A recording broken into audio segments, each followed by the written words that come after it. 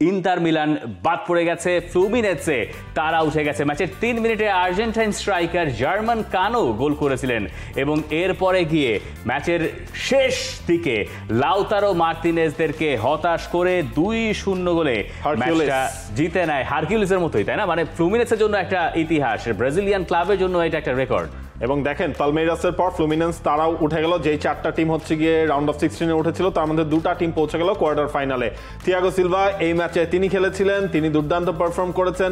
একটা জিনিস আপনি যদি খেয়াল করেন, ইন্টার মিলানের প্রবলেমটা আসলে কোথায় হচ্ছে, ইন্টার মিলান এই ম্যাচটায় তাদের বার পোস্টে লেগেছে 2টা শট। ডিমার্কোর চমৎকার একটা লং রেঞ্জ শট ছিল, সেইটা বার পোস্টে লাগলো। লাউতারো মার্টিনেজের একটা শট সাইড নেটেড হয়ে গেল। এই সব কিছু না ইন্টার মিলানকে অনেকগুলো ওয়েক আপ কলের সামনে দিয়েছে।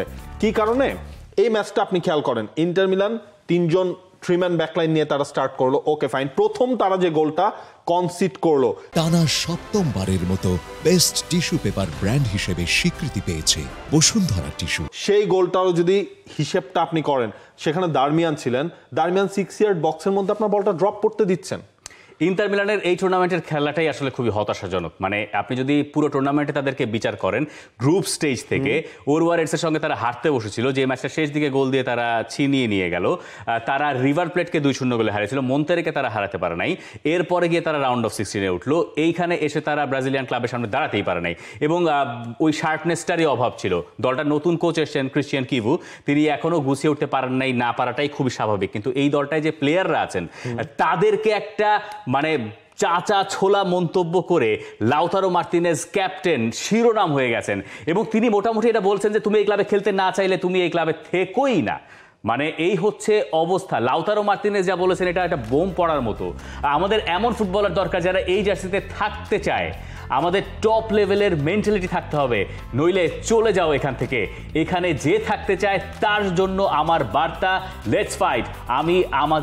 আমি এখানে সব শিরোপার জন্য লড়াই করতে চাই। খুবই হতাশ লাউতারো মার্তিনেজ, বোঝাই যাচ্ছে ক্যাপ্টেন। এই দলটা এপ্রিল মাস পর্যন্ত সেরিয়া, কোপা ইতালিয়া, চ্যাম্পিয়ন্স লিগ সবকিছুর রেসে ছিল। তারা সিজন শেষ করেছে সব হারিয়ে।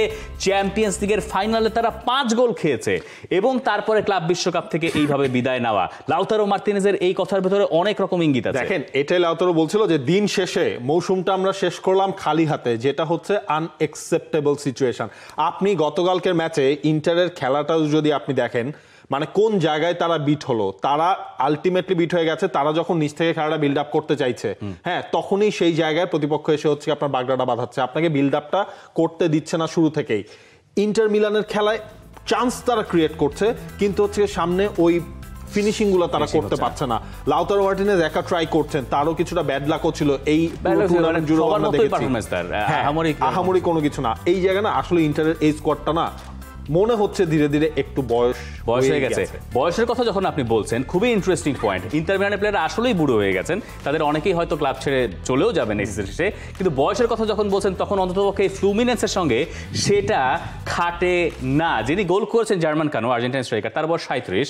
আর যিনি এই দলটাকে লিড দিয়েছেন ক্যাপ্টেনের আর্মব্যান্ড পরে, 3-ম্যান ব্যাকলাইনের একজন ছিলেন ফ্লুমিনেন্সের দ্য গ্রেট থিয়াগো সিলভা। 40 বছর বয়সী এই ডিফেন্ডার খেলবেন ক্লাব বিশ্বকাপের কোয়ার্টার ফাইনালে এবং এই ম্যাচ শেষে, ঐতিহাসিক একটা জয় শেষে থিয়াগো সিলভা তিনি বলছেন যে আমি চিন্তা করছিলাম মিলানের অবস্থা, ইন্টার মিলানকে হারানোয় নিশ্চিত এসি মিলান ফ্যানরা অনেক আনন্দে আছে।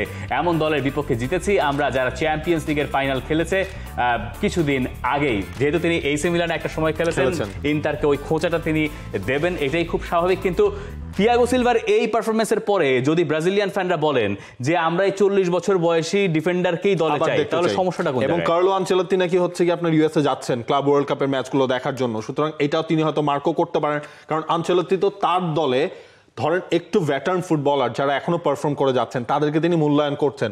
থিয়াগো সিলভার পারফরমেন্স সেটা হলেও আমাদের অবাক হওয়ার কিছু থাকবে না। এবং এই যে ইন্টার মিলানকে আটকে দেওয়ার পেছনে রেনাতো, যিনি ফ্লুমিনেন্সের কোচ, তার 3-ম্যান ব্যাকলাইনটা খুব কাজে দিয়েছে। 3-ম্যান ব্যাকলাইনের হিসাবটা হচ্ছে এরকম যে তিনি মিরর খেলেছেন, ও পাশে 3 এ পাশে 3, এবং তার এই 3-ম্যান ব্যাকের মাঝখানে ছিলেন তিয়াগো সিলভা, যেটা আমার কাছে মনে হয় যে এই ম্যাচে বড় একটা ভূমিকা হয়তো ফ্লুমিনেন্সকে রেখেছে। আমাদের কাছে ট্যাকটিক্যালি পরিবর্তন যেমনই মনে হোক না কেন, আর পরিবর্তন বয়সের ফারাক যাই হোক না কেন, রেনাতো ফ্লুমিনেন্সের কোচ বলছেন পার্থক্য কেবল টাকায়। ইন্টারের টাকা আছে আর তাদের টাকা নেই, ওদের মাথায় কেবল ঢুকিয়ে দিয়েছি কি করতে হবে। নিজের প্লেয়ারদের কথা বলছেন, মাঠে 11 বনাম 11, ওদের শুধু আমাদের চেয়ে বেশি টাকাই আছে। এবং বাকি সব জায়গায় আসলে বাজিমাতটা করে নিয়েছে ফ্লুমিনেন্স, এবং স্পেশালি অ্যারিয়াস, তিনিও দুর্দান্ত খেলেছেন। আরো একটা ম্যাচ সেরা হয়েছেন। এই ম্যাচেও তার একটা শট একদম সাইড ঘেসে চলে গেল।